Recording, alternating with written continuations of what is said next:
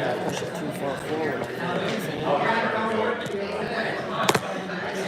There you go.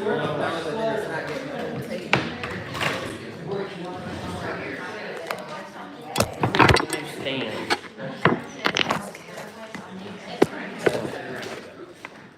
There you go. Okay.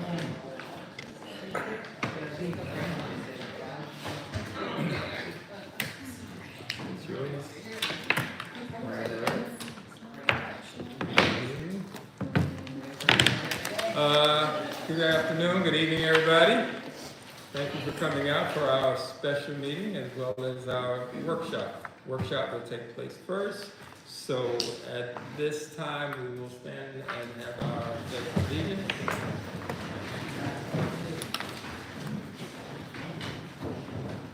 Pledge allegiance To the flag of the United States of America and to the republic for which it stands, one nation, under God, indivisible, with liberty and justice for all. Would any one of the commissioners like to give us the opening prayer? I would have if I Sure, would have why known not? ahead of time. Okay. Dear Heavenly Father, thank you for gathering us here this evening. We hope that tonight all of discussion will be made with the best intentions for the future of our city, and that we'll have calm, cool heads as we're discussing it. Thank you, and amen. Amen. Thank you. Okay.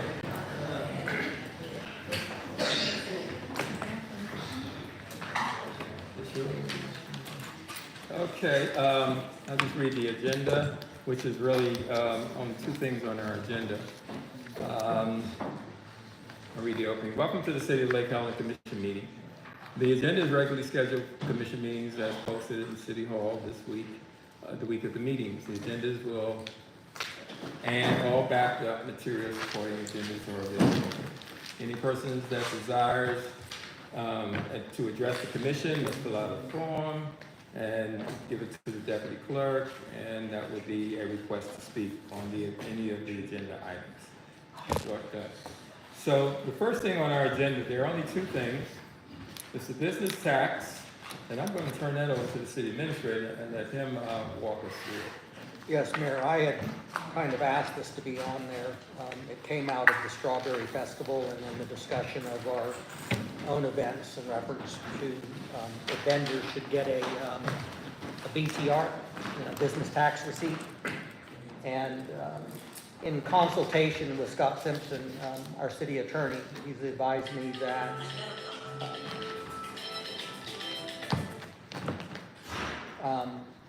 typically those items would fall under your special event application, not a BTR. A BTR is more designed for a business with an office or a home-based permanent facility in the city of Lake Helen. So BTRs, as I had them in my mind, for any vendor, they don't fall under the state statute for BTR. So we probably don't have to spend a lot of time tonight on BTRs unless you want to talk philosophically about having them or not, because my question of bringing it up was tied into the vendor scenario. In fact, what Scott did tell me is that we did charge BTRs for the Strawberry Festival, and he said that going into next year, that should probably be looked at as terms of a itinerant merchant charge, different than a BTR as a special event. And his recommendation on the program that we've got in the park, while if a vendor is there, say 50 out of 52 weeks, he said you might argue that that's an extension of their office in the park. But he said his recommendation is that the board can establish any fee they want for someone participating. He just felt that we needed a little bit more formality in the record keeping and in the bookkeeping in reference to that process. So without laboring and going into BTR, if that's okay with you guys, we can kind of view that as a non-event, because I had it specifically tied into the conversation with Karen involving parking in the park. Commission? As long as all the vendors for all the events are treated equally. Yeah, yeah. And so, And on your point about the receipts, I know when I started doing sales at the market in the park back around 2009, 2010, somewhere around there, every time we paid her the fee, I think back then it was $6 or $7 to be there, she would give us a receipt. So back then she did receipts, but I guess after COVID, those kind of went away. yeah. If get her to go back to doing the receipts again, now I think that would cover your thing about having the records. Yeah. She just turned the book over to you when it gets empty. Yeah, and that's basically what that came down to, was the accounting standpoint. Now, a food vendor falls under a different category. They're Department of Health, and they get, like a food truck gets issued a permit by, the Volusia County Department of Health. So those are still required to go through a certain regulation, because if somebody's cooking and serving food out in the public, they're still regulated by the state. So that particular type of vendor may be required to get a different, file their licensing, not necessarily get a BTR, but that we have those records on file. But again, as Roger said, that can all be part of the discussion on a special events and a special event coordinator. So Now, a vendor, it's not a pop-up event where a vendor shows up and, not a vendor, a food truck. He has to provide that information about the health department in City Hall before he shows up. yes, Okay, so what I meant by that, there's no pop-up food truck shows up without having given us the actual documentation that he is certified. That, and yes. that's how we do it now. Yes, and in fact, that actually is in your code, 4.17.00, open air sales. And it has a specific section in there that deals with food merchants, that prior to even the submittal of the event application, they're supposed to provide the city with all that licensing, their health inspection, and their license, with the health department, and that regulates the, like a food truck. So other than that type of vendor, the other ones that are in the market in the park, actually on any city event, you said you would deal with, like the Strawberry Festival, kind of like Bike Week, where private businesses will rent a portion of their property for various vendors who are selling items and whatever for the folks or whatever in town, and then each one of those businesses get an itinerary license, which is kind of like a peddler's license. So that would be separate from the BTR, so it wouldn't be a whole lot of reason for us to, because the BTR, as I talked with Eric, primarily focuses on our commercial businesses here in town, and we do charge it on a home-based business, but that's probably a little bit more of an honor system, because we don't have a system that goes out. If somebody's running a business from their home, unless there's a complaint of customers and deliveries and that type of thing. If somebody's selling something online, technically, and they're a business, they should get a BTR, but we have no way of verifying what someone may or may not be doing in their home. Usually what happens there, as I said, a lot of deliveries are coming, customers are showing up, and then not only do they need a BTR, but they're actually violating your ordinance in the sense of running a home base. But so the bulk of the BTR is really directed at the commercial businesses and retail businesses that actually have locations here in town. So I think on that, my recommendation is we could go from BTR and go ahead and go into discussion about special event and then that whole process, if that's okay with the mayor and the commission. Yeah, we don't need to address anything else in the BTR, yeah. Good. Yep, state law clears it out, and like you said, they list all the exemptions, and we can't change that, if we wanted to. I would like, excuse me, our application on there, they only list 3 of the state codes that are on there, and one of them actually has multiple things in there, that some of those that are listed under that one thing on state code actually has its own separate. Because I know that you had on there about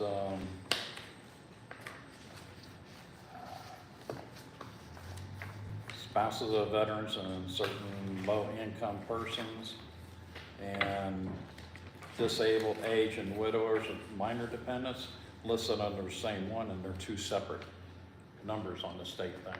Okay. So might need to go through adjust those On our application, on the application. okay, And that's for someone who's exempt.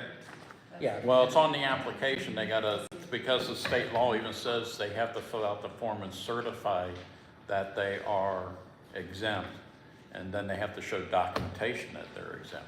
The easiest way is to have a generic form and say, and then we attach the exemptions and say, see the Yeah. attached exemptions, and you're there from there. So that way we're not missing one or duplicating or cover numbers. So we can do that, because state law is what's there, and even if you wanted to create one, we don't have that ability to create an additional exemption to state law. But there's probably something probably need to go through with the attorney also, Yeah. because some of them leaves it up to interpretation by the city as to whether they want them to be exempt or not.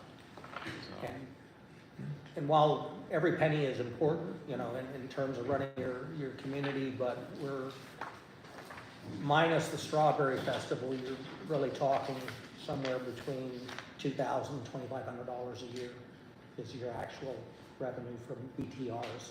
So, I mean, while every penny counts, but it's not like Right. we're talking about $100,000 in terms of that process. Jim, Yes, Not to be rude, but direct question to the mayor. okay. yes, ma'am. Somewhere between 2011 and 2015 was when the food trucks started. And at that point in time, I believe there was something written into the ordinance that they were considered mobile vendors. And I think they would have to pay, I think it was, that they had to pay each time they came.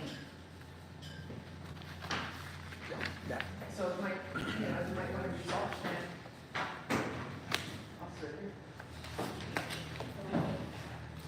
Any more comments? Anyone from the audience? Yes, Kelly? Ann's right, I think it was 2000, right between there, the Parks and Rec had their first food truck, event, I can't remember what it was called, but they had food trucks out for the night, and it wasn't mobile. It was mobile that way, so they charged them individually for that event. But we had, and when I was doing home, we had to keep those, licenses and insurance on file. So if they were to come back next week or 2 weeks from now, we would have that information. They have to update it when they bring it out. Any further discussion? Next one? What I'll say, I'm gonna make a generic statement, and hopefully this comes out right. This is a work session, not a commission meeting, Right.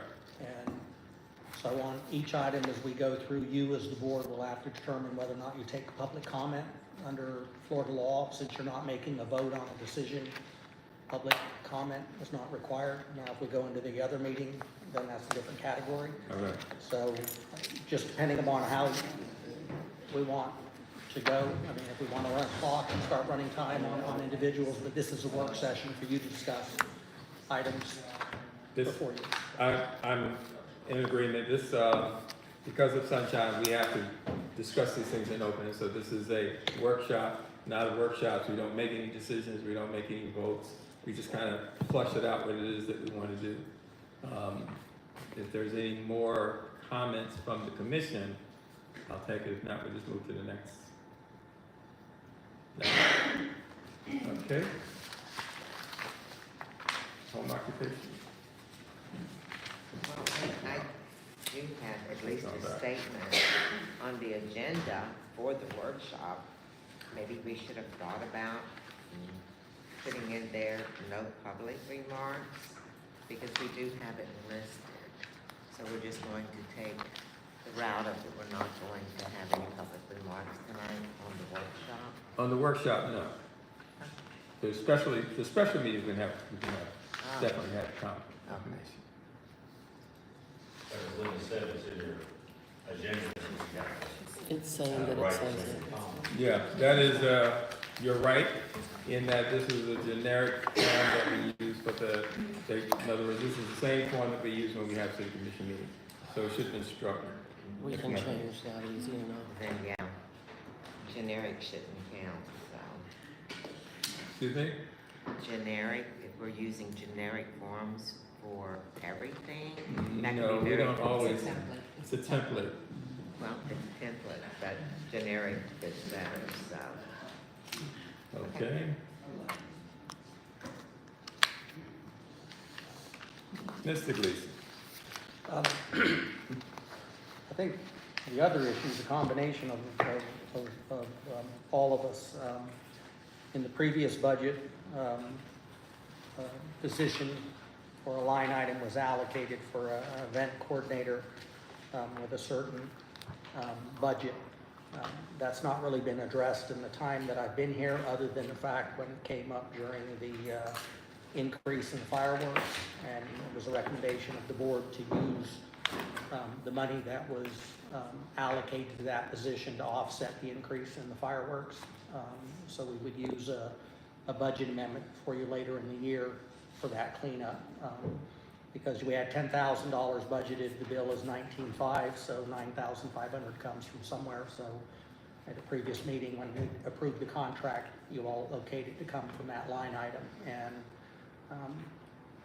there's been various comments, from the board individually in reference. So since I was not here when that was created and that budget was approved, I don't know what the intent was. Was that a budget that covered the cost of events and a person? Was it a person? Because what happened in the current budget, there was a line item for $10,000 that got taken out. And that was the line item that typically cost a budget or event items had been charged against. And the only thing in the budget involving events was a $10,000 line item for July 4th. So we're deficit spending on the event side. And so somewhere maybe out of this, we have a discussion of exactly what was that intent and what is it this board wants to see going forward, in a combination of is it a position, is it a contracted position, and then, are we talking about just the 5 city events, or are we talking about this person being the point person for the special event application and kind of coordinating all events that come through Lake Helen under one umbrella? So there's a one-point shop or one-point person direct to, and that's just for open discussion. I think that I was not here then either. Maybe the other commissioners, Roger, Charlene. The event coordinator line item of $60,000 was put for the line item by the previous commission. It was without any basic description, but I'm assuming that it was a placeholder. And that placeholder was that when we did our budget, the $60,000 that is on that line, we could then come up with a event coordinator. And of course, now we are a new commission. The old commission and the old mayor and the former mayor put that on their line item. This has now come to us. So now as the commission, we can determine what we want to do with that $60,000 or not. I've gotten a lot of feedback from the community that they say that $60,000 is too much for a events coordinator, and I too agree. But I kind of fleshed it out that it was something that would have given us the ability to expand or contract. When they made the $60,000, they didn't say what the $60,000 was for. Now, obviously, what that $60,000 could be used, part of it could be for an event coordinator, whatever that number is, and that's up to the commission. The other balance of that $60,000, which Jim just said that because we were in a deficit with our fireworks, that $10,000, explain that again, Jim? Yeah. $10,000 out of that $60,000? Yes, because you approved a contract for $19,500, and so in order to pay that, Deficit spending. yeah, there's no line, there's a line item for $10,000, so we'll go against that. So on the next report, or when they bill us for the 50% balance, because I think we just have to do a deposit, so it won't show a negative on the next report, but it would be after the event. it'll show that as a negative $9,500 and any other costs associated with July 4th that go against that line item. So then later in the year, before we get to the close of the fiscal year, we would come back with a budget amendment that then the commission would authorize transferring X amount of dollars from that 60,000 personnel line item to the event line item to offset the shortfall. So on that 60, kind of already anticipate then 10,000 of that is now down to 50. Right, so now in order to keep that line item current, the $10,000 that we were shorting for the fireworks is going to be subtracted from the $60,000. We don't have to adjust the budget anywhere. So now if we're talking about an events coordinator, it's not $60,000 anymore. It's $10,000. I'm sorry, $50,000 that could be still, can be decreased even more. How would you like to discuss that? Anyone? The way I understood it when it was presented, they created a line item budget to cover hiring an event coordinator. It didn't mean that we had to pay $60,000 as their starting salary. Absolutely. It's whatever got negotiated as a starting salary, and the balance would cover the benefits, the retirement, the sick pay, and everything else that the city pays above and beyond what the employee gets subtracted from their paycheck. So that's why, because like when you hire somebody, there's added benefits that's also increased in their budget, but not in their salary. So that's why the line item was created so high, was not as a starting salary, but as a place mark for whatever we hire them at. There's some added money to cover the amount that we have to pay into their retirement, the amount that we have to pay into their health benefits, the amount that we got to pay into whatever uniforms that they may need and stuff like that. So. And also that did not necessarily have a expense account. In other words, if they have to purchase, like for the Easter egg hunt, they got to purchase 500 eggs. They got to go through the clerk. Go through the clerk, and that money comes from where? From the General fund. From the general fund. So any other expenses that a event coordinator, I guess the point I'm getting at is that the event coordinator in the past, when we first, and Ann was here on the commission when we made Johnny the event coordinator. We gave her that title.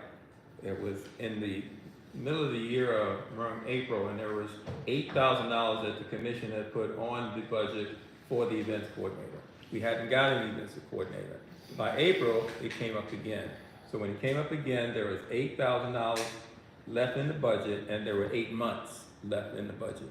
So because there were 8 months and $8,000, we allocated her $1,000 a month to act as the events coordinator.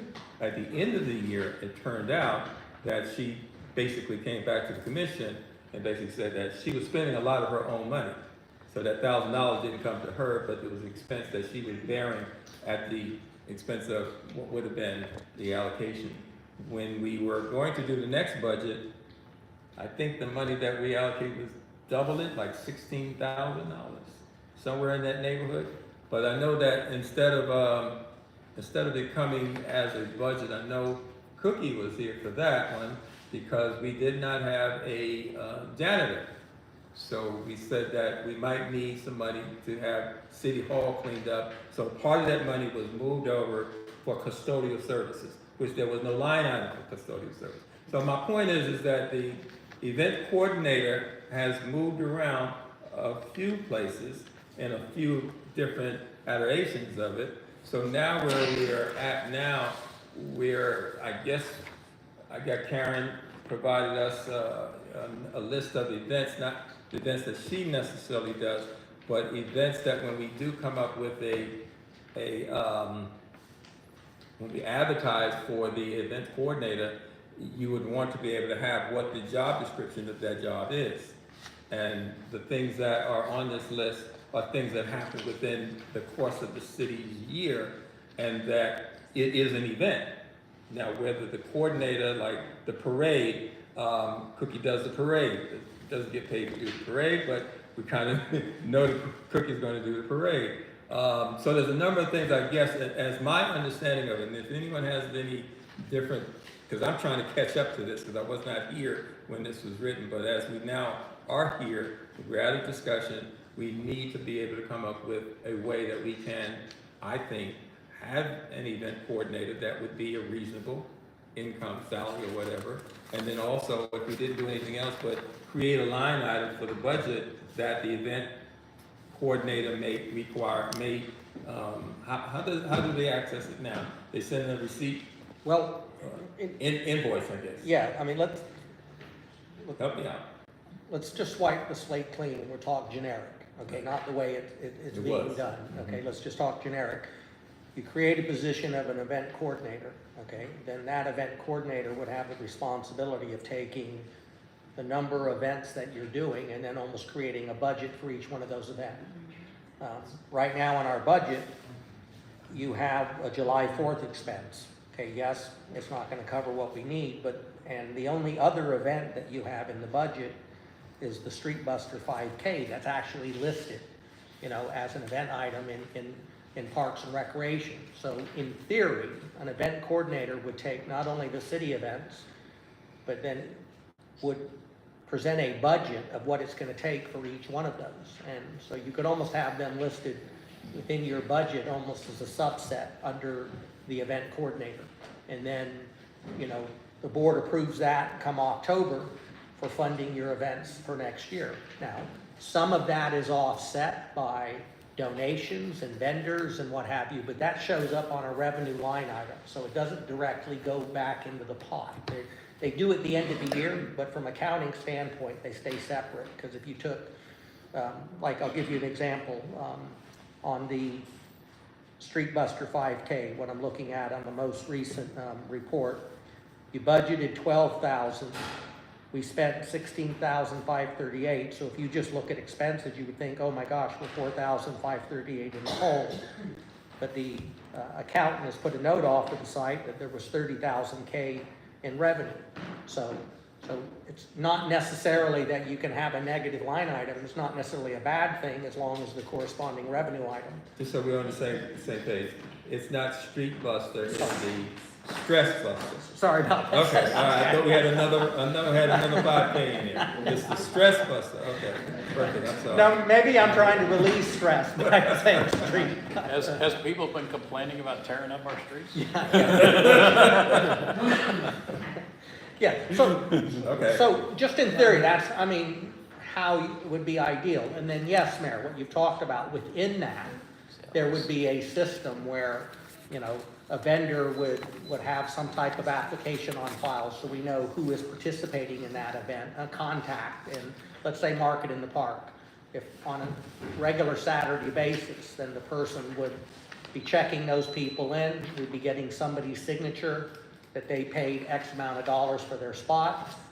And then when that money comes into the city, you'd have not only the money coming in, but then you'd have a sheet coming in with the number of vendors who were there, and they signed, and then the envelope should match the sheet. I'm also feeling that the advantage of having an event coordinator would have somebody that's I'm sorry, Cookie, we'll have somebody at the table when we discuss these things, because the commission can speak. Karen, she'll show up, or she'll get a phone call. If we have a designated person that is the event coordinator, when we meet to discuss the upcoming events, the event coordinator would be at that table and would have input and as well as insight as to how we could do it what's best.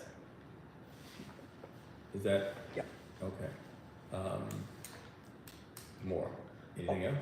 I'd like to add Yeah. something, if I may. I attended all of the budget meetings, and Roger kind of remembers it a little differently than I do. Cameron presented the line item, a salary for an events coordinator. These commissioners were here. He was pretty well set on $75,000. he felt that that was an adequate salary to bring in an event coordinator. Well, the commission didn't like that at all. They thought it was just too much money, especially when you go and look at other cities and what they're paying their event coordinators, and especially with degrees, a lot less money, 45,000 or so. So at the end of the day, after going back and forth, the salary range came down to $60,000. That did not include the benefits. That's why it was put on the salary range, because I even had questions about that.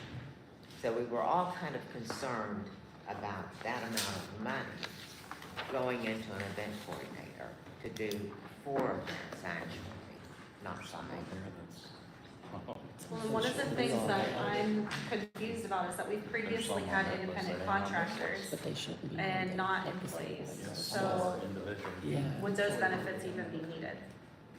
I'm sorry, Heather, we're kind of cross conversation. What did you say? But previously, we've had the event coordinator was an independent contractor. I have, a copy here. I think there might be another one floating around somewhere that I've seen recently. And so I'm not even sure that those benefits need to be added to that dollar amount. That, That's correct. if we were going to stick with 50. But we're talking about right. hours, right, not contract. Right, exactly, so. So the event coordinator would be a private, what do you call it, independent contractor? I think I'd be way more willing to consider that As than opposed to a salaried hiring an person. employee, yes. Okay?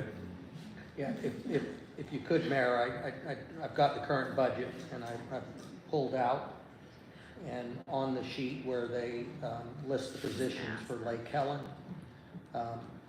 it's Parks and Rec events, vacant, exempt, $60,000, $28.85 an hour, and then $4,590 FICA and Medicare, $8,400 retirement, $10,000 health insurance, $325 life and disability, $400 dental. So just at $60,000, that position would have cost $83,715 with full benefits. So that was something that came up at a discussion as a ballpark figure, but then when you start the add-ons that are required add-ons, the add-ons makes the salary much higher. Well, the salary is gonna be the same, the benefits are gonna make it a lot more expensive. So to have someone in as a private contractor, as opposed to a city employee, that would be a discussion.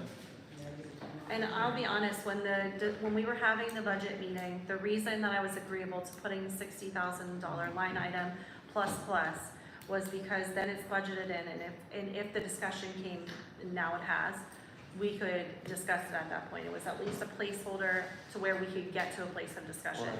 I personally do not want to see this position become employee. And I think also too, Heather, you're absolutely Could you speak up, correct. because we're recording. I'll talk as loud as I can. Oh, I heard you. Also, at that time, things just seemed a little wishy-washy on where we were going, where we were headed. And I think the concern was, what's that person gonna do with 4 events? Right. And you did argue the point. You were one of the commissioners that stood fast on the amount of money. So, I mean, we didn't even have a job description at that point. I think we have a little bit more of an outline now to look at and to consider. But even at that point, I was confused at even what the position was. So now maybe we need to get into the weeds a little bit and talk about what those needs look like. But I can't imagine it being a full-time position that requires benefits. Now, we would be starting with a list of what events are part of that discussion. Cookie, you can't? I got the list right here. Okay, Cookie, but you're not yet. Okay. Calm down. I have the list right here. are we having Okay, conversations in the so- workshop? Would you say that again? Are you? What was that? What was you Sorry. going to say? That she didn't think it would be a full-time Yeah, it would be a position. full- There's no need for. Right, so in other words, this is a list of what I've been given as events that take Yeah, place. that's That's what not, we were talking about, and there's a lot of stuff that's on the list that that are shouldn't not be. city functions. Mhm. They're local organizations that put on the function. It's just the coordinator would Volunteers. have to be able to know when they are so that other events aren't Right. piled on top of each other. Right, it's like a traffic cop, so Yeah. we got this event coming, so we don't have two events scheduled in the same month because we're not talking to each other. On the same day. On the same day, rather, I'm sorry, yeah. And then So- also with a coordinator working half-time or part-time as a contractor, currently we have that, but our city staff, the girls in the office, are still providing their time to help in these events. So we've got to consider the time and dollars out of their salaries is going to something else.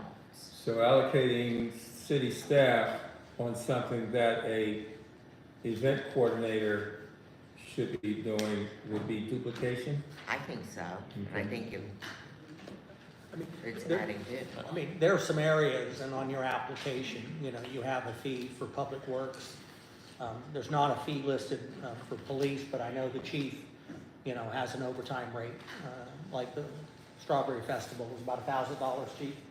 They pay. That was for 2 people. Yeah, so I mean, so there is a charge you can put to staff for, that you need to account for in terms of the cost of the event.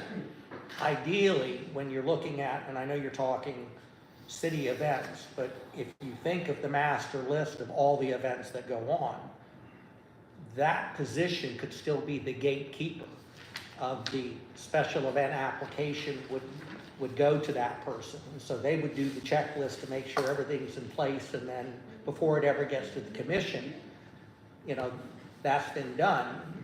Not that they're putting on the event, but they're taking care of the administrative side, and at the same time, because they know when the city events are done, they also know calendar-wise to not make sure you have 2 or 3 on the same date, so you're pulling from there. So I mean, so if you are gonna put someone, and it's just a recommendation, it would be looking at it in the sense that they would have kind of an overall responsibility to be not only the coordinator of the city events, but the point person for those who want to come into Lake Helen and do an event. And it may not take logistics on their part, other than managing the application and the process when we get it to you on the agenda. I think we had the, I'm sorry, Rod, I think what we have with the stress buster is that we have a race that comes to the city, we've had it several years in a row.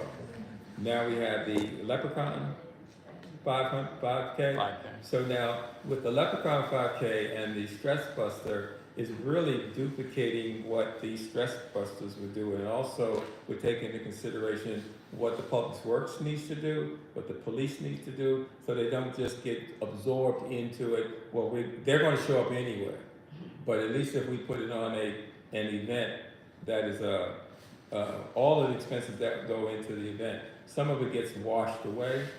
If you show up and Rick might need 4 guys on instead of 2, or chief might need 3 guys on, or in some cases, we don't pay for the reserves. No, No, not paying for the reserves, but for a city event. for a city event. So at that table, when we're having that event, you would be the one that would say, well, I only have 2 salaried officers on, but we need 4 or 3. You would make that decision. And that conversation could also be part of the event coordinator's overview as, okay, well, we need police, we need public works, and we go from there. That's something that I think, from what I've been seeing, that's what I see is missing. We don't have that in a way that we can kind of codify it and say, well, this is how we're doing it. But Well, the Stress Buster and the 5K, even though they're the same type of event, they're not duplicates. duplicates in. Because the Leprechaun 5K came about to fill in a void where the runners didn't have nothing to do in that time frame, and they were looking for something to do. Mhm. So that was a void filler for their things, even though it's the same type event. There's some places that have 3 or 4 of them a year. Well, that was my point, because even if it becomes a successful enough event for runners, I'm a runner, I know that if there's an annual event, I know like Be Strong or Me Strong in the land, that's a huge race. There are other races that can come about, so if we can get a template to how we do it so that we don't have to start every race with something new, at least we have something to work on. You know, what the event coordinator was going to say earlier was the event coordinator would need to be somebody like Bobby Morales. He gets the plans and everything from the historic board and I got you. PLDRC.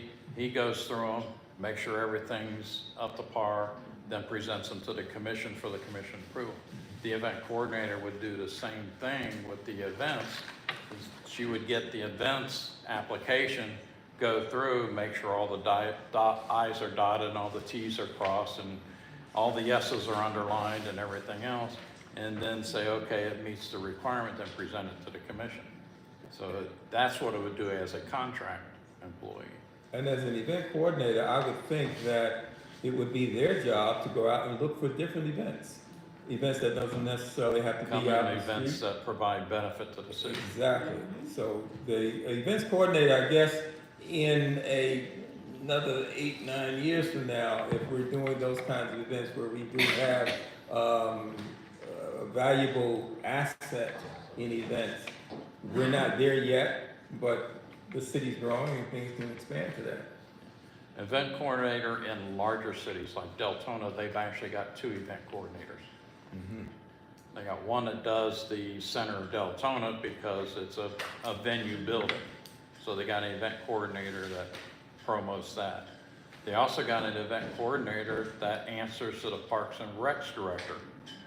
And they do the things that go on outside in the parks and stuff, like their Halloween festival, their 4th of July festival, whatever else the city does that's in the city parks and stuff. That's what that event coordinator, but they work underneath the Parks and Rec director. So that alone takes us outside of Lake Helen to look at how someone else is doing it, and then could be able to bring that back to the city. Yeah. That's another event coordinator's opportunity. You have a pretty good event request application. I was impressed in the fact that, you've got pretty detailed on what they're to supply. I don't know how old it was when the last time it was updated, but kind of part of that responsibility would be also in working, with staff to see. For example, for Ricky, is $30 an hour? What should we charge? Should that be a different rate? Are we covering city's costs? Because, while we want the events to pay for themselves, now these are more involving not city events. These are involving the outside entity, so I'm blending the two. So let me separate that. And you charge, $40 a pavilion, $60 for open space, $35 for the equestrian covered area. And I don't know where those rates came from, and maybe there's a time to kind of look to see, are they market rates? Are we charging enough for the wear and tear on those places that we've come to? And again, going back to, not putting Rick on the spot here, I don't have an answer from Rick, but, is that the amount? And we have a line item on there for the police, but, it doesn't say what the charge is. And so, working with Brandon, we could tell them, what the average off-duty officer is going to cost with, our admin costs. And I'll add just one more little twist that I'm not sure, because I can't find it anywhere on the fee schedule, but I'm going to use the Strawberry Festival as an example. I think the last fiscal year they paid $4,000 for the event, and this year they paid $5,000 for the event, but I can't find anything that justified how or where that number came up. Let me show you.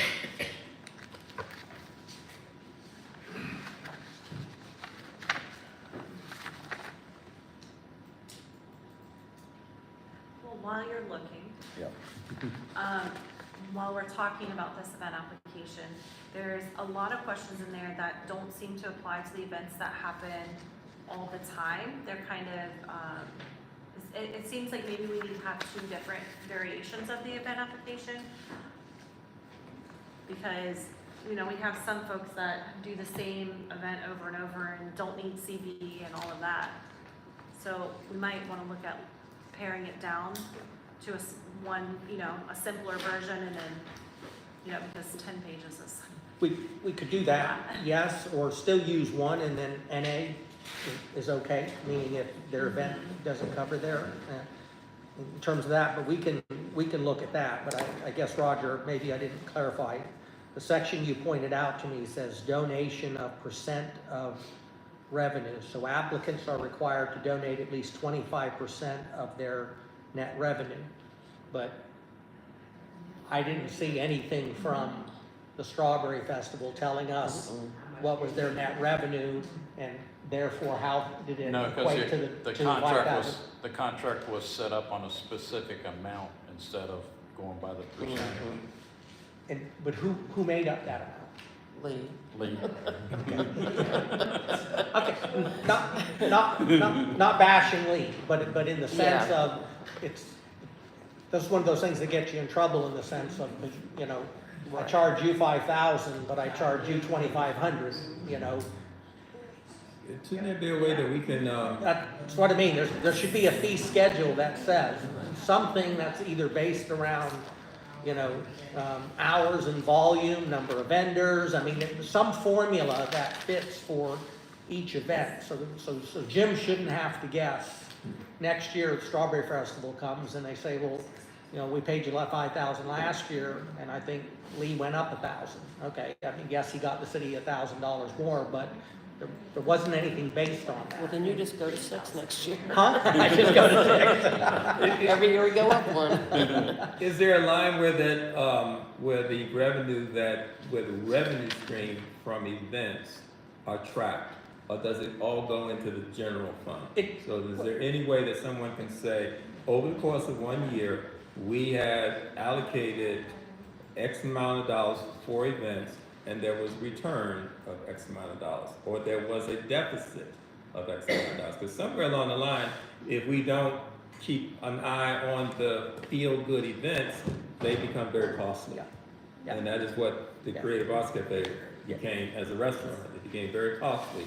It was a good feeling kind of a thing because people like to go to the restaurant, but when, I see my friend Ann over here, when those bills came in, it was not a happy place.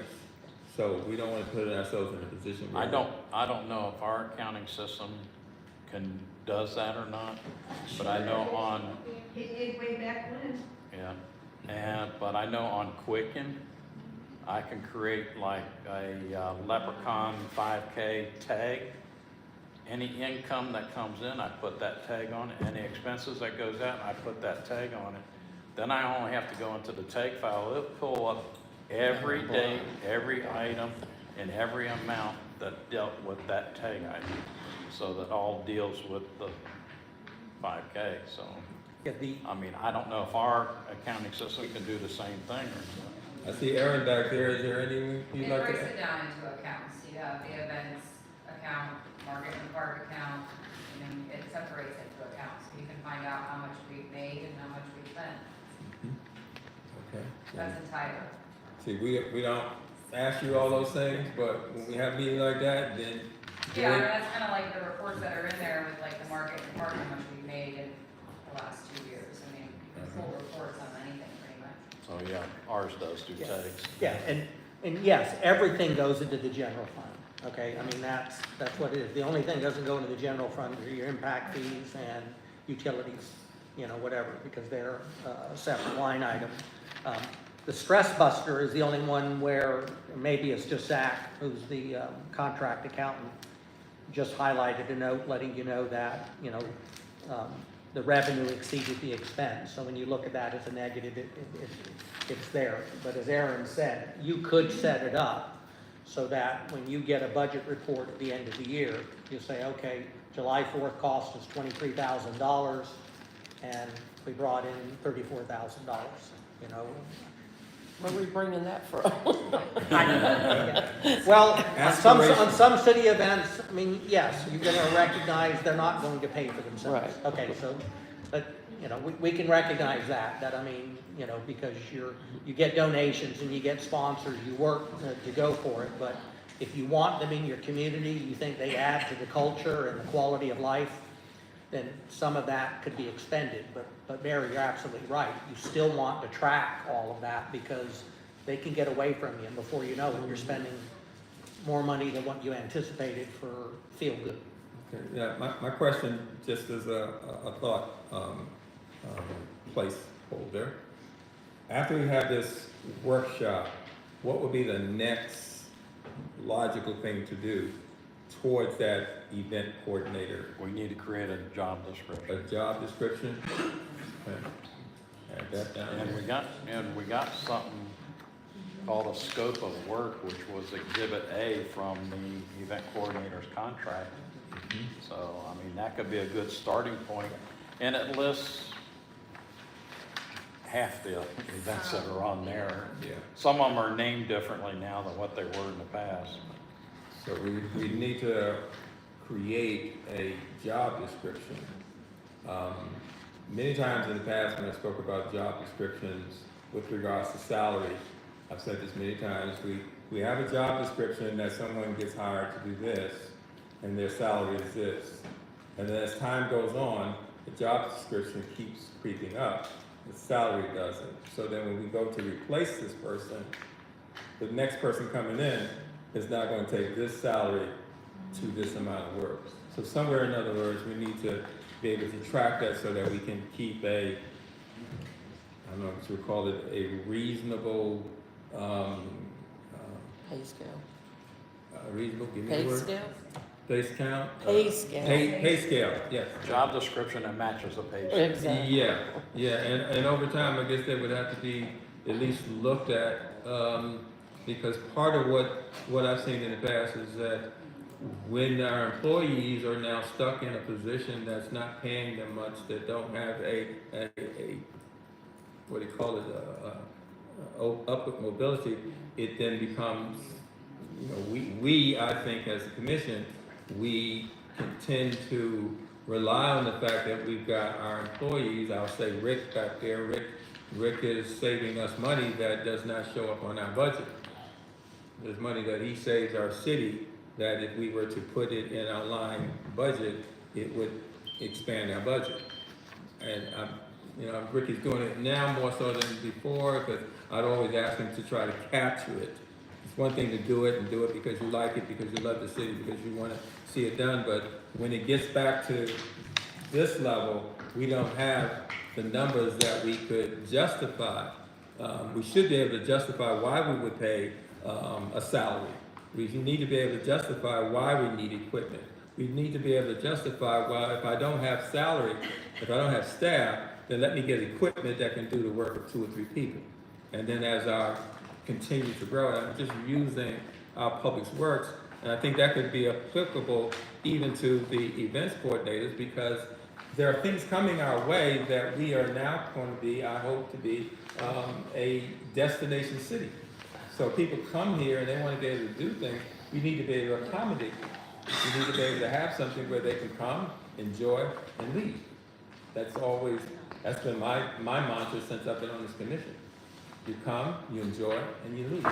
So somewhere along the line, we got to make that connect, where these monies that we're spending are not necessarily money that we're spending, money that we are leaving on the table. Because we have the facilities, we have the capacity, but we're not utilizing it. And therefore then we are, I think, neglectful in that regard. But that's just my spiel. Mayor, if I could Yes, sir. use an example, and I want to thank Kelly Frasca on this. She brought in a folder to me involving the 2023 stress buster, not street buster, okay? And not only does she have a packet in there broken down by participants and where they come from and what have you, but the real key thing, it's a 1-page document that gives the financial details. And She tracks the number of participants, you know, the registration by year, so you can see trends going. And it's almost like this is what you would have for each event. So you would know, you know, at the starting out, you know, by the time it's done, it's what it's cost. And like we use in this example here, we said that we were in the negative, but, you know, based on the 2023 report, you know, that, you know, showed out to be over 14,000, 14,134.90. And it's just a simple one-page document, but it'd be the kind of thing that that person would do for each one of the events, so that it provides the meat and potatoes, so we know what we're spending, what we're getting in. Is that generated by the event, or I think this was done by Kelly you did that?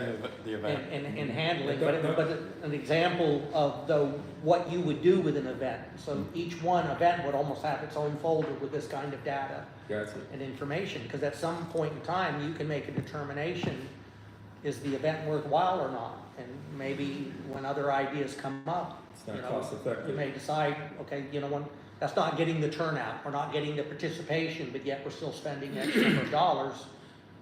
Let's try something else. Just as another note, the auto show we had this weekend, past weekend, normally at the event they have what they call the mayor's trophies, or they have each trophy would be each category would be a car, and the votes that car would get would then make that car the winner of that trophy. When I asked about it this year, they said that they did away with it because the clubs that were coming as a group, and they all vote for the same club, the same car, because it was their group car. So they just eliminated it. There is no mayor's trophy, there is no other trophy, but that's a case where they sort of modified what they were doing. They do give out the $50 bills at the end of the day, but you gotta have the clip for that. So, and it was a lot smaller. It seemed bigger, but because they were all over the place. But in terms of cards, I think it was probably one of the smaller events, and that's even coming back from COVID, when we didn't have it. Yeah, the biggest complaint I heard on it was they had groups showing up early and claiming spots, and the clubs could not end up grouping together as a club. They were all spread out. Yeah. That was the biggest complaint I heard. I heard that complaint as well, because if you come to these shows enough, you know where the shade is going to be and where the trees are going to be. So if you go out there early, because there were people who came at 7 o'clock in the morning and there were already blocked off spaces. So it's not our group, but it's still a lot of responsibility that should not be. It's where the organization needs better coordination. And the fellow that used to do it before, he's no longer. No. So Different management now. and we don't even have input with them. They make their event, they show up, do the porta potty, but they don't tell us what they're doing. They didn't say, well, we're blocking this off for our group. It's just when the people showed up, they were told that they could not be there. So that's another thing. Anything Make else? anything on it? Yeah, excuse me, please. Did we make anything on it? That's a question I would have for practically every event that we have. I don't know. Did we make anything off of They're it? they supposedly donate $200, that will go to the city, so I don't know. Who pays for the porta potties? Who They pays? do their own porta potty, they're self-sufficient. Okay, so the whole event, the city got $200? We haven't yet. We haven't gotten $200 Not that I yet. know of. Okay, so there again, there's a way we could either track an event that is either costing the city money, they're impacting on our city. I mean, I don't know what the Handyway or the gas station made. They probably made a killing on it. I don't know how we can get that out of it, but again, some of the vendors even that were there for the street vendors, I mean the food vendors, they didn't even mention that there's food at the vendors that are there every week we already got their licenses and whatnot. So they did not get, I think I saw a ranger taking around a menu for the barbecue people, because nobody was coming over, and I guess the reason that he did it, because he had his car out there, the reason that he did it because they didn't even mention, there was one vendor that they had, food vendor that was there, and that was all that they, so we didn't even get the overflow from that. That's just a piece of. Well, actually, his prices were better and the food was better than what some of our vendors in the park were having anyway, but. Yes, Daddy. Any comments, any suggestions? I got one. Yes, you do, Cookie. I had this for quite a while. This should have been after that before we did this. Okay, well, Cookie, you do know what we're doing is just a workshop, right? So we're not making. I no laws. understand, Vernon, I've Well, been doing this for 30 years. all right, well. You'll need a copy of the list for all these other lists that we've got. Yeah, we got a few.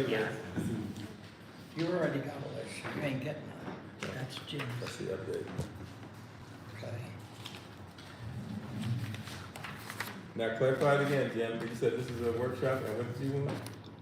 Workshop in terms of the public? You got- It's up to you if you Yeah, want it's to up, have it's up, public it's up to the speaking. Well, board. I think it's Yeah, important. I didn't say that they weren't allowed to speak, but you are allowed to get through your discussion I and wanna then keep it policy. open it up when, Okay, if you choose to. all right, so, I had Karen make this list up, so at least, believe it or not, on this list is over 30 different activities that is happening. And like Roger said, some of them are, you know, with the town, some of them are, but these are all the activities that happens during the year, okay?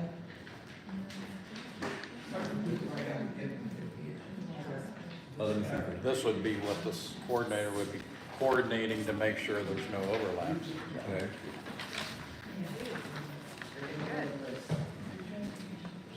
All right, for those of you who don't have enough copies of it, I'll just read. You got the Market in the Park, the Easter egg hunt, 4th of July parade celebration, as well as the fireworks. We have the Christmas tree lighting, the Christmas parade, city cleanup, annual city cleanup, the turkey shoot, trunk or treat, September 11th, 9/11 ceremonies, the Veterans Day ceremonies, Christmas Eve, that's the 5K, Strawberry Festival, the April Car Show. There's another one coming up on Memorial Day. Did we get that on the books? It's on the agenda for, Okay, so that was something that was raised. We have a second, we have a yard sale. We have a city yard sale. We have another 5K. We have the Wreaths Across America, cemetery wreaths. One that's not down here, which I think is one that's been overlooked, is the one that has been overlooked has been the Super Memorial cleanup on Memorial Day for the last 50 years or more. The African American community will go out to Super Memorial. On a couple of years, we had a participation from the Methodist Church that came over, and they also helped us. So that is an event. I would say that we have been, I would say, lacking in not putting that event on this. What about but Rogers? Arbor Day, I didn't think. we need to get that into the city so it becomes a city event. Right now, it's a county event. Thank you for that. He just opened up a can of worms there. I know. It is not a city event because the city of Lake Helen I-4 did put it not outside the annex city. that property into the city. And all of the African Americans that are buried there, they are buried there because they could not be buried in the cemeteries here in Lake Helen.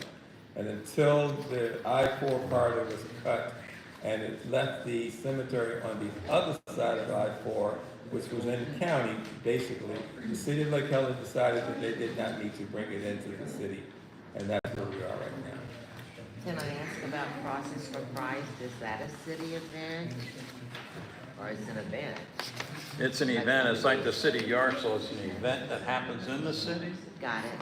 I'm but it's asking- not a city event. But it is an event. So all of these are not city events. No, they're just events that occur in the city. Okay. Right, So yes, then Kelly, there's you have your others hand that up? need to be put in. I was speaking with Jim when I had handed him that paperwork for the 5K from last year for the Stress Buster. And today I was trying to get some direction which playground we are gearing towards for the 5K. Last 2 years were Melissa Park. I think we still need to direct our focus on Melissa Park, or if we're going back to Lake to work on something. I just need to know that so I can put that into the information so that the participants are very clear on what the money is going for. So this is something for the workshop if you guys want to discuss, so I can get that information out there. We already have participants registered, but I'd like to update that information. Okay, well, and that would be something that would probably be on a We agenda approved, item? we approved something for both parks, and that's the basketball courts, so that can be put under the. There was already enough funding from the last one and the last two to cover the basketball courts, except for $1,000. Well, you wanted to know what projects were being done, that's what's being done. I'm not asking what's being done, I'm asking for what we want to project 2024 on. If we want to project it for additional stuff at Melissa Park, for the playground in the park, or if we want to move to putting a new park over at Mitchell, or I can agree with that, because even when you are marketing a race, if you have a market target, and if the target is to do playgrounds or whatever, then that could also go as part of your literature. that's correct. Am I understanding that Yeah, correctly? you're correct. Okay. It doesn't need to be a vote, it just needs to be a consensus that you can discuss, so that way I can get that paperwork out, because it's already been a vote for me to do that 5K, Mhm. to handle it, as I have before. So this year I'm coming and I'm asking, where do you want the money directed to? Where do you see that? When, So when- you guys can have that discussion. what's your timetable? What makes it work for you that you now know that this is where it's going? So it gives us an idea to start working toward The it. sooner the better. I've been waiting for this workshop just for that reason. Okay, so this is for the December But I Christmas, cannot go out and look for sponsorships until I till you have. get that. Yeah. Gotcha, okay. Thank- Yes, Nancy? While we're talking about the basketball courts, and I know we had talked about getting bids for Melissa Park and then Lake. I'm just curious, is Ivy Helen helping pay for any of the basketball court at Lake? I know they utilize it daily with their PE classes. So I know if any of that has ever been brought into consideration for, their use of the park. They were paying $500 a month during the school year months. They still are they? Yeah, It's they're paying to use the facility. $60,000 a year, that was part of the deal that we had with the Ivy Hahn, because they used the bond that the city provided, and in that bond, one of the things, they don't have a playground, they don't have a gymnasium, so they would be operating in our playground, but they would also be using our bathrooms, so to compensate the city that they had a contract that would be $500 a month. They still paying that? Okay, so that's $6,000 that is allocated. During the school year, Sorry? During the school year. During the school year, okay, then it takes it less than 6,000, Yeah. school year's out, okay. Who else had a hand? Yes, Cookie? I have a question I gotta ask that young lady over here too. This 5K race, Les Park's okay, but it's Ohio Avenue, one street. And she's run this thing all this time. I think it should stay where it's at, because you got the room, but not only that. They're not moving it, Cookie, they just want to know where you want the money to go. We're just Yeah. looking for. Oh, I thought you were talking No, about Kurt, where no. it should stay where it's at, because of.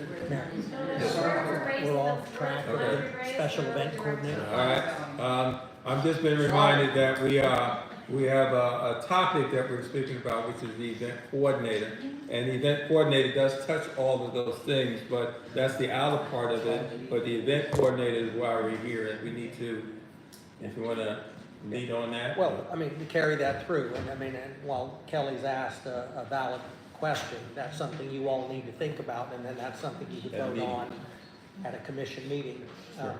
Not Okay. here in the work session in terms of that. So what I've gotten so far, and Roxanne double check me, is job description. And then is the job description based on the list that Mr. Allen provided, where we can tie in the number of events. Again, not all city. I mean, we can star those and asterisk what are actually city events, but fact so that someone looking at a job description would know what your responsibility are in reference to that list. Now, the list can change because events can come and go, based on demand. So with the job description, what's your next step? You want us to bring that back, and then based on that description, are you gonna have a discussion on whether that's a contracted position? Is it a part-time position? And then at what rate are we gonna compensate? Okay, now I would think that the closest event that has the most impact right now is the 4th of July, the parade, the fireworks. So we already have the contract for the fireworks. Yeah. Is there anything else that needs to be done for the 4th of July?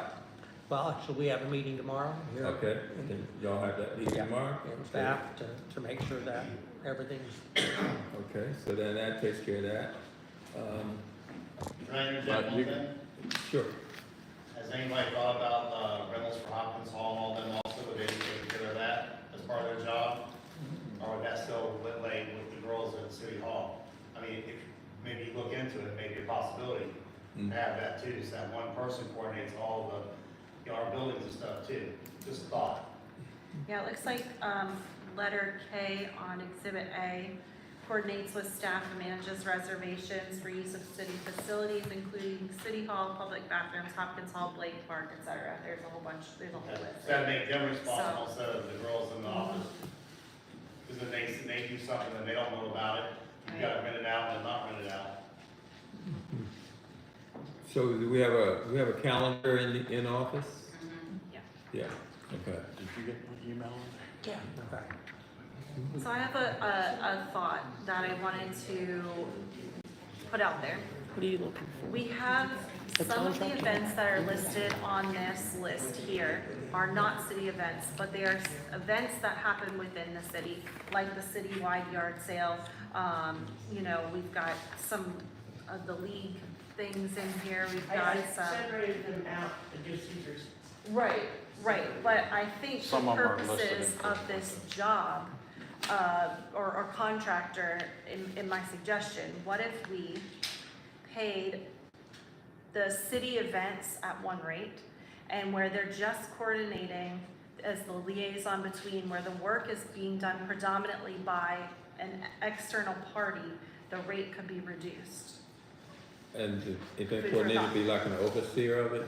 Or, Right, so they would be the liaison between the city, if, for example, coordinating with staff about if there's restrooms that need to be, et cetera, if they need suggestions on, what radio stations to put, their ads out on it, just those little things that really, it's only gonna take them a small amount of time to handle, whereas, something like 4th of July or Christmas parade, those things take a lot more effort. It's just a suggestion, I'm just talking it through, but I mean, it seems one way that we could kind of mitigate some of the cost and still have someone that's kind of the point person that can take all of these events that are happening within the city to, Massey James and Boys and Girls Club, whoever has an event, the gems, and put them all together. I don't know. do we have the idea of having a website for the events coordinators, so that the website would then at some point, you could either sign up for, register for, pay your fee for, and the events coordinator, would the city have an events page? There is. There is an Right. events page, You yeah. have to expand Okay, it. would be It needs to be expanded Yes, because expanded to accommodate, like what a lot of other cities that I go to and everything, when you hit their calendar and everything, they'll have like Stress Buster 5K. Well, it's usually highlighted in blue, which means it's linked to something. So you click on it and the whole flyer comes up about times, dates, who you register with and everything else. Mhm. We need to do that with our calendar so that when we put an event on the calendar, it clicks up and that information comes to them. And that is probably more efficient than even an individual that has to be running around trying to meet everybody to catch up with the event. Oh, yeah, Well, we the event can coordinator still needs to digitize. coordinate that form to make sure It would be the a person tool. has It would be a everything tool done. for the event Yeah. coordinator that could probably expand what they do, because we don't have that right now. Right now, what we're working with is what I'm looking at. What we could do, well, that's where we wanna go. But right now, we don't have an event page, we don't have, a page that, like Roger spoke about, that we can, you can go up on our city's website, that city website, and you see listing of events. And, well, even for the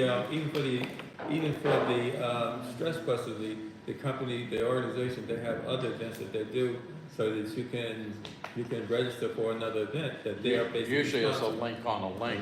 When you link up, pull up the flyer, there'll be a link on the flyer to theirs, So that, to their calendar. I would also say that, if that would be something that an event coordinator would have, at least that skill set, that they can be able to navigate themselves. Or coordinate with somebody that has that skill set. Because I sure couldn't do it.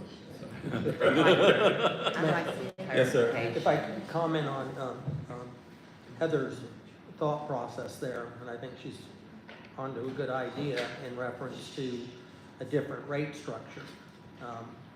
On the portion that are non-city events, we could possibly even be looking at the special event application and actually adding a fee. That almost covers them. The salary. Right. That specific time that they spent on that. So the idea of separating those out is, actually it's a good idea. And it just may be a way that we actually pass on that cost. And I'll give an example. You won't see it at the May meeting, but at the June meeting, we'll be bringing you two fees to approve. One is a $5,000 deposit and the other is a $2,500. And these would be developers would put on pay.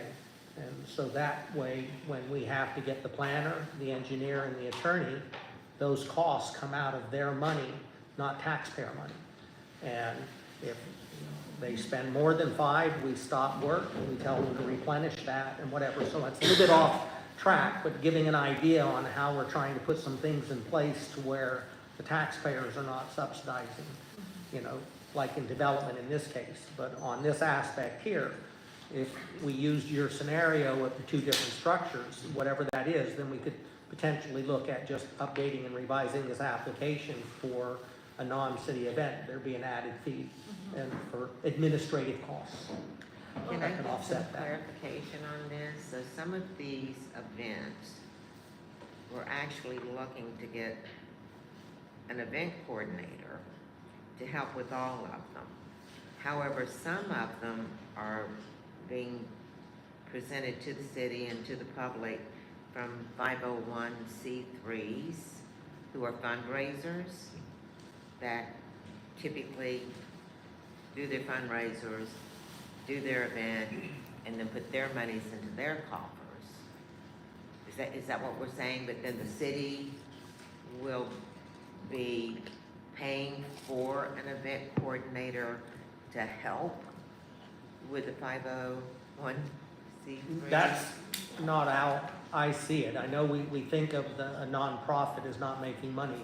They pay staff, they pay people the way every other organization does. It's just the way they report to the IRS is the only difference. So if a nonprofit wants to come into Lake Helen and do a fundraiser, if there's any cost to the city, that should still be offset. That should be part of their overall expense to them. Now, the commission can waive fees, for certain organizations. Scott's told you that. You can waive fees if you believe whatever that organization is doing is to the overall better good for the citizens of Lake Helen, there's some advantage. But if they're just using your community as a location for their fundraiser, and if it's requiring city staff time to help with routes and things of that nature, then we would charge them city costs, just as if they have their own costs. That's where I was headed, Yeah. because Well, If really, they're I think the fundraising. most that the events coordinator's gonna do on those items is just make sure there's nothing else planned for that day, kind of keep a calendar as to Something what's like that, happening, then. yeah. Making sure what's planned doesn't. So, okay. And that their application is Exactly. completed, Here it's was gone something through the else. various departments and everything, yeah. Because there's some events that you can have all at the same time, and Karen is very good at doing that, because she has the market in the park, and they have the car show, and they're operating at the same time. She coordinates it so that they both work. And even though they're at the same time and in the same place, it gets coordinated.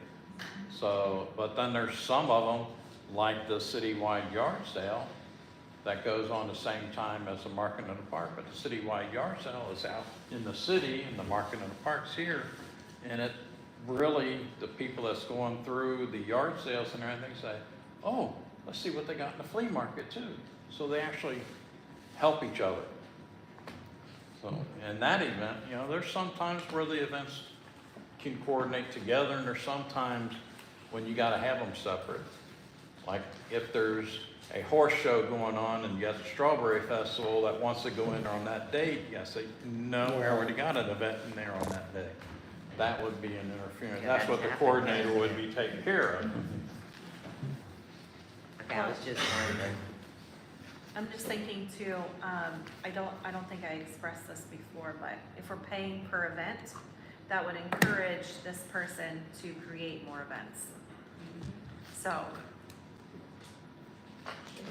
just throwing that out there. I don't think that the one I'm thinking about needs encouragements to create events. What's needed is encouragement for the commission to approve some of the events. But Well, you approve them, it's setting budgets for them, so that we know what it is that you're willing to ask your taxpayers to fund. I think without having the position of events coordinator, the person that's doing what they're doing, they could be, I'm sure they can be overworked and not as efficient as they might be if they had less work to do and additional assets to help that happen. Eventually, everybody wears out. So to be able to have an event structure that would actually be able to have that amount of cooperation from both the city, and so that we can know what we may need to not do, or maybe we need to know what we need more resources in.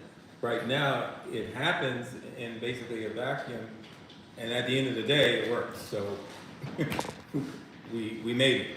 But looking forward, I think we're going to need. That's one of the positions, one of the aspects of the event coordinator. I think that's my perspective. Well, none of my comments were made with a person in mind for this position, so now I'm thinking about it, now that you said that, Roger. Well, You got me should we think thinking. about putting it out for bid?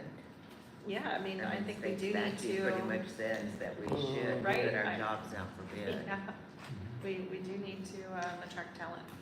Yep. Yes, And Nancy, I see your encourage hand. people to apply. So- Really think that- I've done citywide yard sales, it's something I created, brought to the city, and it is probably the third largest event the city has.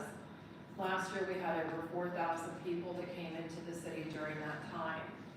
Typically, well, historically, all of the fees have been waived for all the participants. And it's never, my husband and I have sponsored all of it. How is what you're doing right now going to impact my event that I do for the city? Because I think it brings such a positive for the city, the citizens, everybody loves it, people come in and they leave. So it's a win-win for everybody. How is whatever you're doing today going to impact my event? Well, like Jim said, we have the authority to waive fees for any event. You would have So to, just like before, just You'd like have we've to done put out- Should be the same. before. you'd Okay, have to fill out an event application, that's all. that's fine.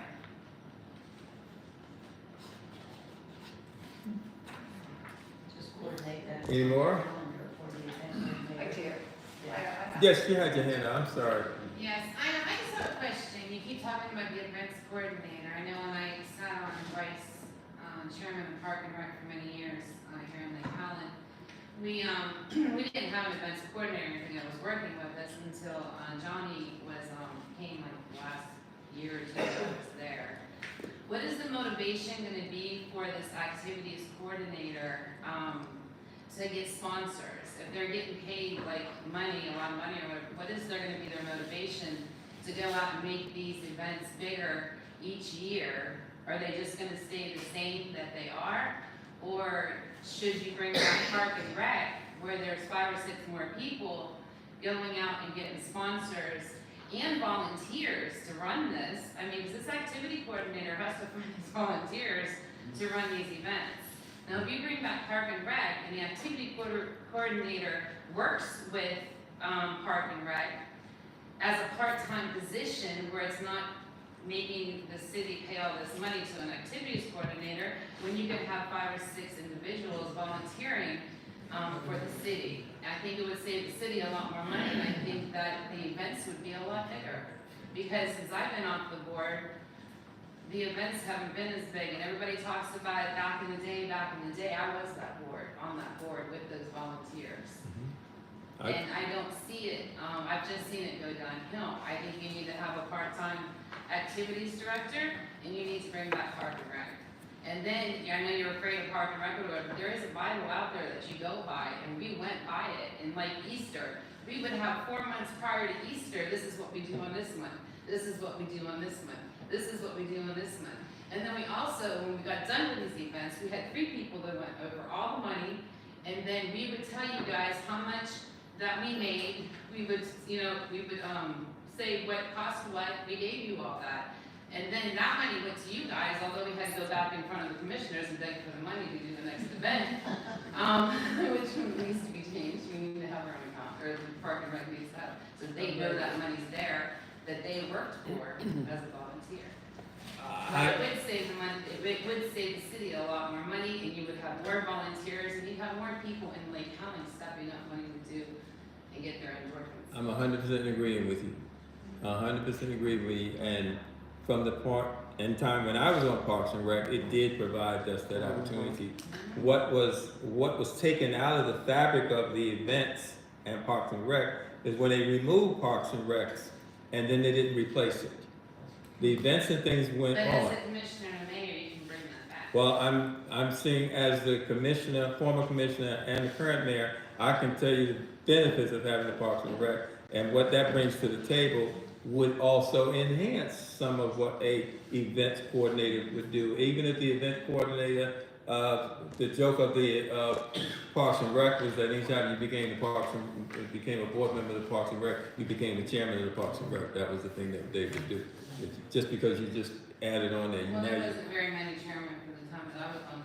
The president and This is- the chairman and vice chairman, we were the same people. Yeah, this was in 2006, 5, 6. Well, it must have been right Yeah. after. It was when Betty stepped down was when I Yeah. came on. I was Well, way I'm- back. Sean was my vice. I would think that would be something that would also, it wasn't even on our agenda, it wasn't brought up in the discussion, but it's something that, as we look back, that Parks and Rec, whatever we needed to do, or what we didn't do that caused it to be dismembered or dissolved, it need to be addressed. Also, when we did when we were on Park and Rec, like Melissa Park was my park. Each board member had their own park. Lori and I, we rented the stuff, or we borrowed the stuff from Daytona State College, and you were talking about doing the basketball hoops and stuff. We did that. We went out there and painted it. We got the little rollers, people volunteered, and we painted trash cans. We cleaned out that room. We paid the city to get the real bathroom in there and not a gray well, and it all worked. And we took care of each park, and the parks were taken care of because you had a board member that took care of them. We don't need no full-time activities director. We need to bring back Park and Rec and give it back to the residents of Lake Helen. And it's gonna get bigger and better. All the games and prizes that we had at 4th of July, the Easter egg hunt, we had donut eating contest, cupcake eating contest. We had where you could dye your own eggs for kids that actually had never dyed an egg before. And it was all free. Because we did sponsors and we raised money all year long to put that off. No 4th of July, we would have $5 wristbands, but we would have prizes and games and bouncy houses and everything to give back to the kids. In the watermelon eating contest, that was all volunteers, guys. It was this city. Bring it back. People want it. I think we have a new city administrator that was all absent before he got here, but it might be beneficial to have a conversation with him. Well, I don't even live in this city. Well, I don't even live in this city. but you do. I'm just very passionate and I volunteer a lot in this city. I volunteered over 25 years in this city. I love Lake Helen. Ranger James was echoing your same thing, same information to me, but he won't come before the push. He won't what? He won't come before us to push it as hard as you do. I think if I went to Ranger's store right now, I call him Uncle James. If I went to his store right now, I bet you he would step up on Park and Rec. And if you guys would stop where it's somebody outside, like when I said, they wanted me to be vice chairman, or be chairman, and I said, no, let Ranger do it because I hadn't moved, I left a bad relationship, moved out of the city. I said, but I'll stay as vice chairman. But I had to go in front of you guys, the commissioners, and you guys went ahead and said that I could stay and be vice chairman.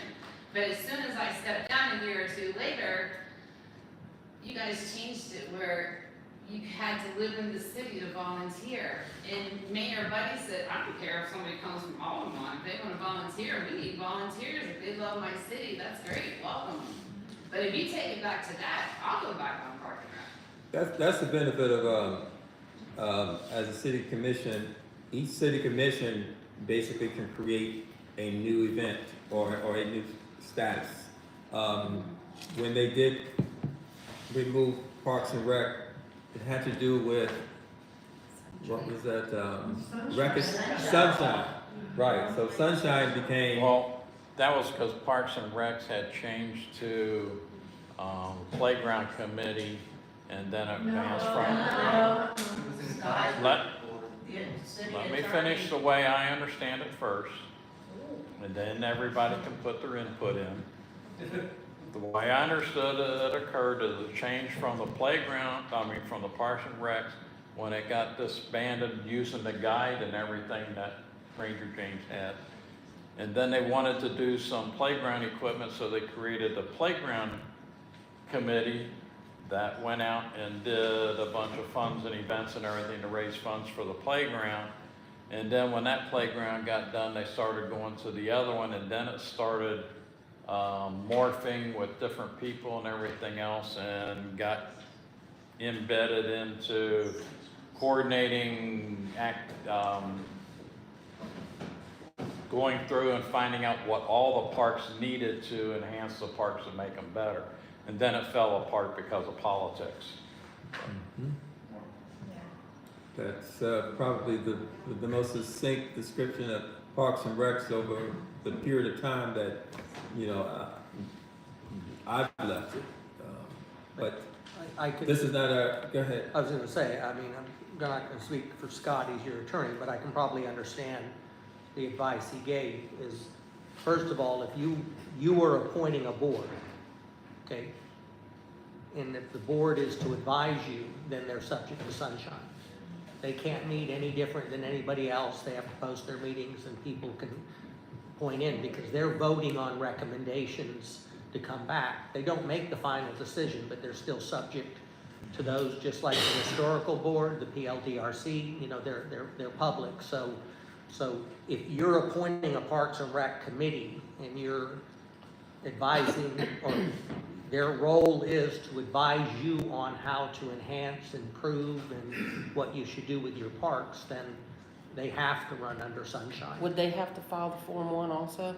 Because I know the Historic Preservation Board, or the PLDRC does. Yeah, that might be a question for Scott, because that new Form 6, I mean, some advisory. So are the boards. Volunteers, just like being shoestrings. But so are all of the other boards, but they still have to One of the file one those of the Form issues 1. that came They're all up with volunteers. the But as long as they go by the bylaws. One of the issues. Oh, one at a time, one at a time. One of the issues that came up with the committees was that they can't work at any event together because it would violate the sunshine. And that defeats the whole purpose of what she's talking about and how they ran it in the past, is because they would work together at the event, but then legal says, no, they can't work together at the event because it would violate sunshine.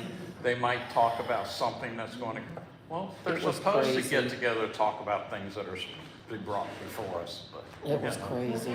After they put down the Parks and Recreation Board is when the playground committee was formed. And it wasn't a board, it was a committee. Before that, we had an event committee, which was asked to get their own insurance. It was still attended by the city clerk. Whatever we are at right now, sunshine is, I just wrote this down, is a necessary inconvenience.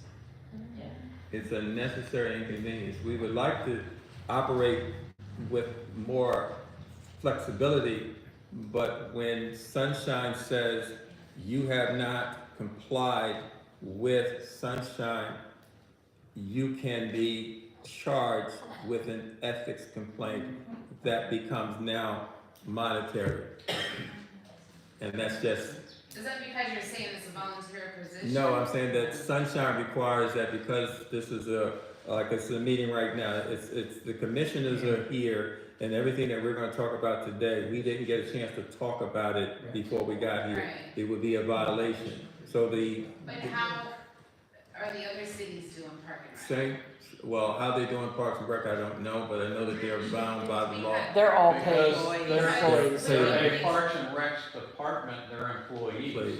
Okay. Employees don't have to meet the sunshine requirement. But wouldn't it be cheaper for the city even to pay like you're talking about $60,000, 6 board members, and that's like 6 powerful people that can do things for $10,000 a piece on a part-time? Well, we don't have 60,000 anymore because that was allocated from last year. So it's getting, and that pot is getting smaller by the minute. So we're still stuck with coming up with the events coordinator and or somewhere along the line. And I don't know, I don't have the particulars of when it was disbanded. And that would be something that I think our attorney would be giving us direction as to where we stand with that, how we can do it, why we didn't continue it, and what is the exposure to the city. Because anything that the city violates in terms of sunshine, it reflects on our city. And again, the word that I use, it's monetary. It is monetary. If you violate sunshine, then it can become a very costly situation.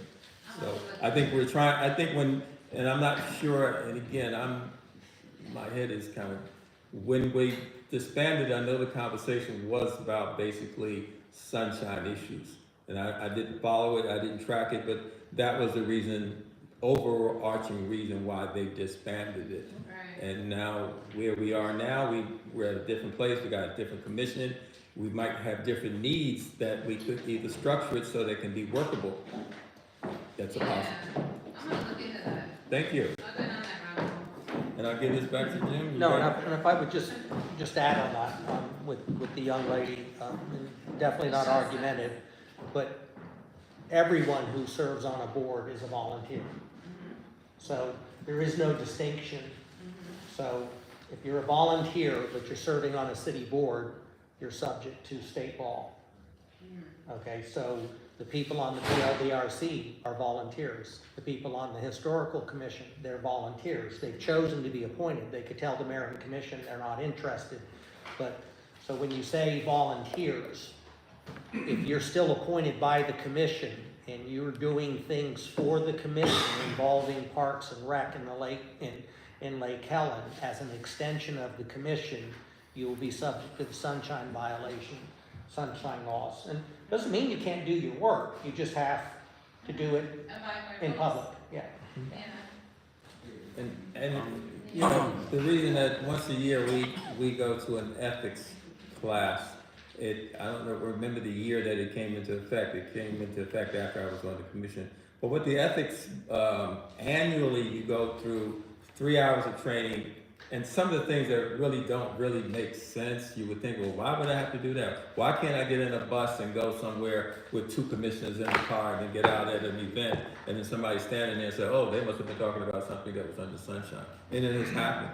And there's been lawsuits on that. I mean, prevailed, thank goodness, but when you work in this state system, this is the system. And Florida's one of the most restricted ones on the sunshine. Probably because we got too much sunshine.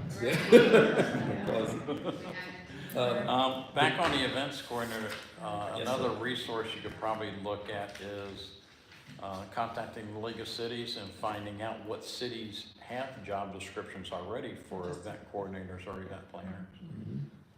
In fact, what I can do on that, Roger, is being a member of the Volusia City County Managers Association, you know, there's maybe 11 people I can shoot an email out just in one day and ask each one of those cities what do they have, how many people, and samples, copies of their.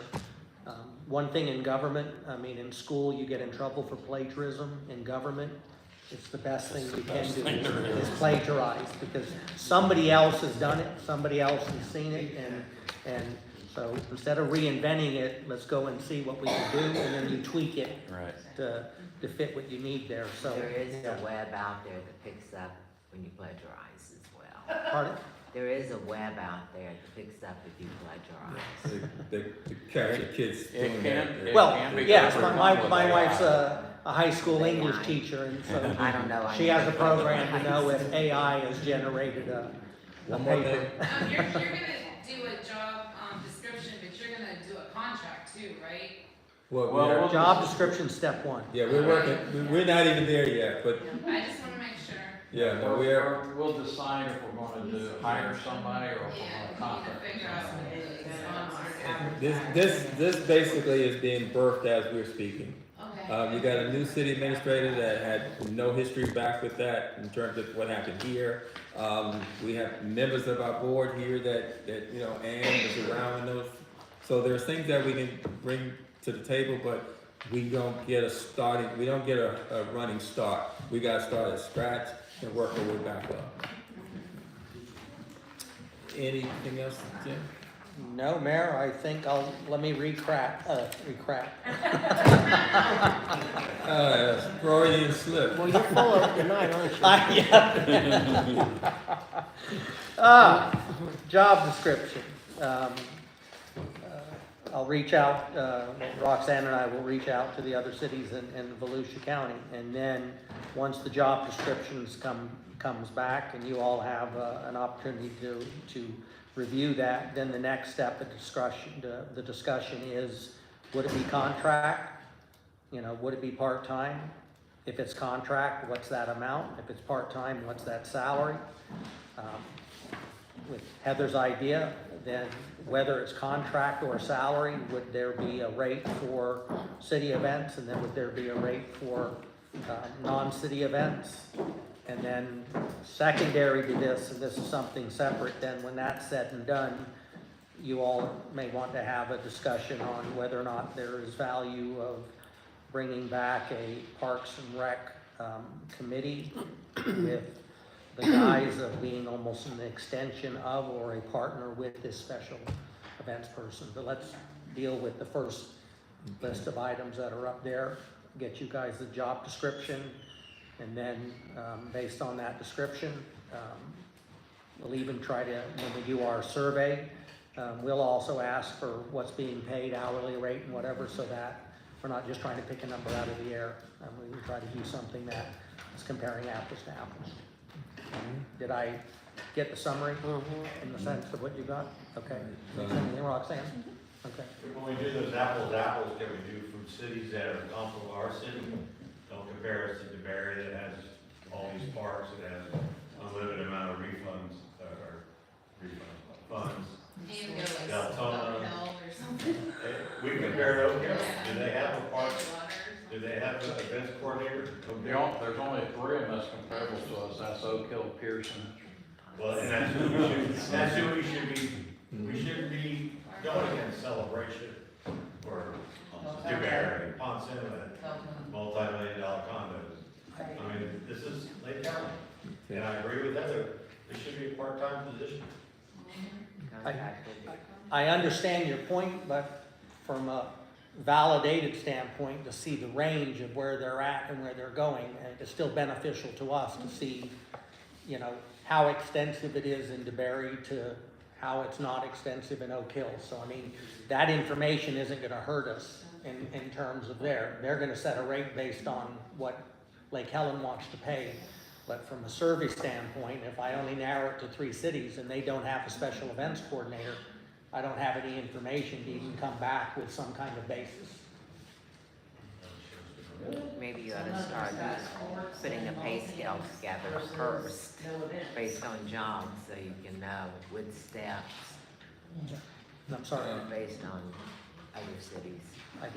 I don't know, Mayor, the lady on the end had a comment, I didn't hear So that. some of the other cities have sports versus what our events are. They go to the ball fields and they have sponsorships and team memberships, fees. We have the ball field.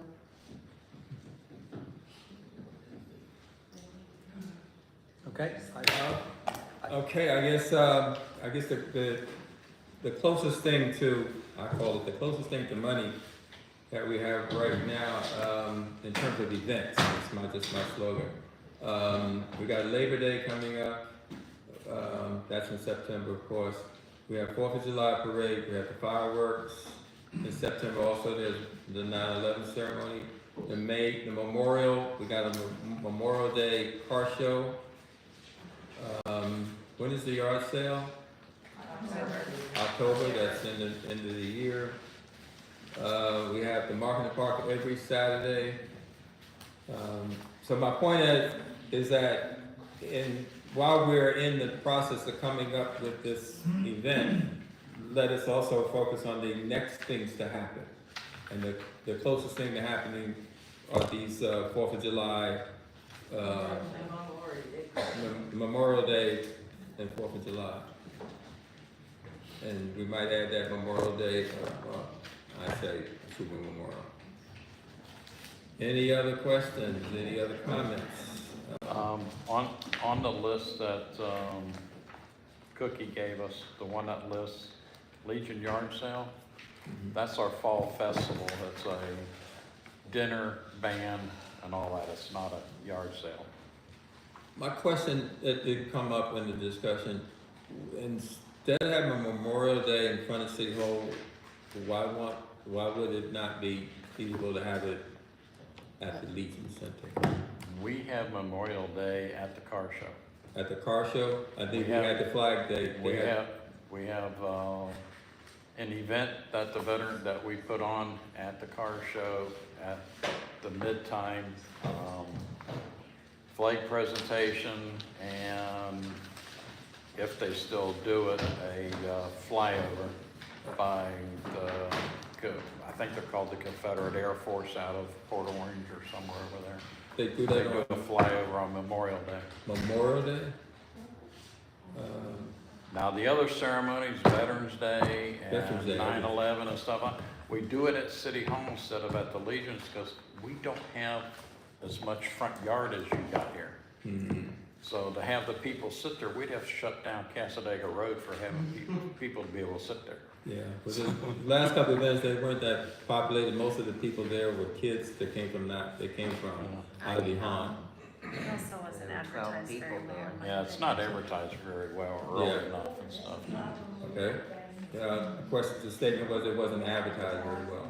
But those are very, very important events that my connection with the veterans, since you have that, and even if I'm just maybe thinking out off the top of my head, even if we close off the street to have the event next to the gas station.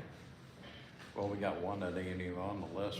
I think it's Law Enforcement Memorial Day coming up May 15th, I think. Well, I think we're gonna kick this can as far down the road as you can get.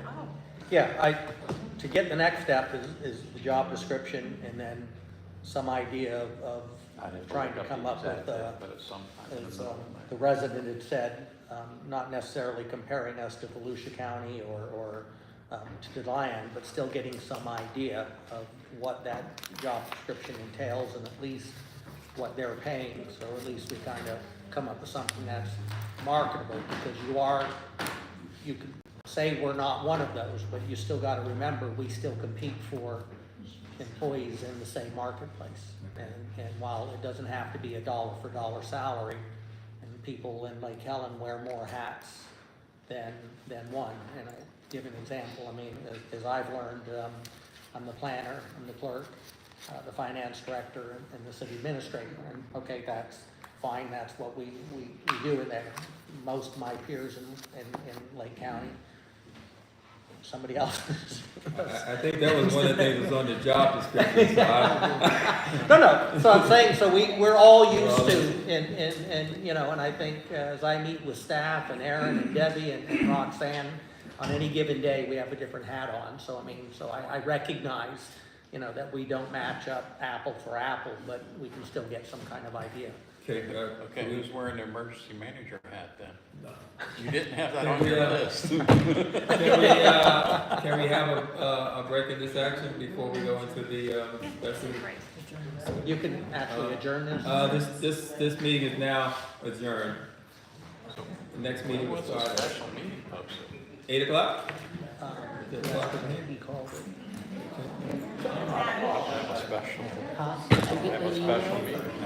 There's no, did you get the email?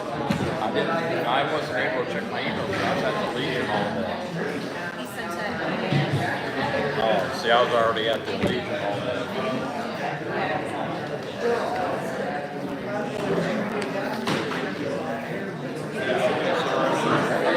Yeah, I'm freezing. I am freezing. What are we discussing? What did you say? I'm What sorry. are we discussing? Isn't it on here? In the email, it said, go you tell him what we're discussing. It should have been listed here. Vernon wants to talk the whole thing about. Oh, wait, sorry. It's okay. Oh, okay, yeah. Oh,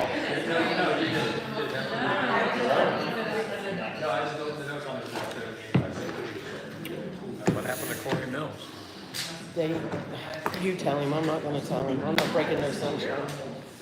You're not breaking something. No, Well, that's true. One of the commissioners had him come here to the city and meet and didn't inform the rest of the commissioners or the mayor. Some people didn't think it was right. Did you tell the other ones about no, Senator Wright? Did you tell everybody about Senator Wright coming? When's he coming? He's coming to the Legion to talk to the veterans. Oh, well, that's different. no, this is one. But I told him about it. I figured he'd let the other commissioners. This is one. Yeah, where we could cover it. The commissioner specifically set this up. To be honest, Roger, I was told, this is my vision. Bad on me, because I said day one, you all get the information. I should have told the commissioner. So you can do this, you can pull it, and I need to get together for what's going on. Yeah, I didn't know. I read about it.